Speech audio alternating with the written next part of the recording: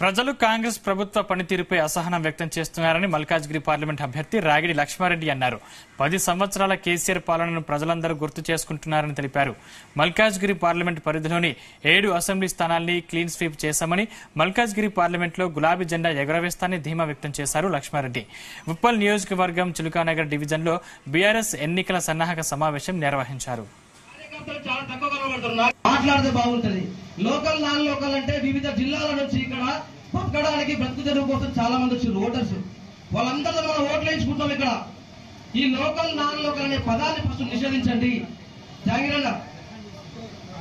ఈ local non local అనే పదాన్ని ఫస్ట్ కావడం వల్ల పక్క ప్రాంతంలో ఉన్న ఓటర్స్ ని కలవలేకపోతున్నా, అక్కడ ఓట్లు వేయించలేకపోతున్నా. అదొకటి మీరు దృష్టి తీసుకొస్తుందన్నా, అదొకటి మీరు ఆలోచించాలి. తర్వాత బూతులు ఇచ్చినాం మనం, ఆ బూతులలో పార్టీ కార్యకర్తలే తిరగాలి దయచేసి. కార్యకర్తలు మాత్రం చాలా తక్కువ కనబడుతున్నారు అన్న. మొన్న మా బూతులు ఉంటే బూతుకు 14 మంది చొప్పున చిలకానగర్ గుట్ట మీద అయితే మా బండి సీరన్ ఉన్నాడు. ఆ గుట్ట మీద బూత్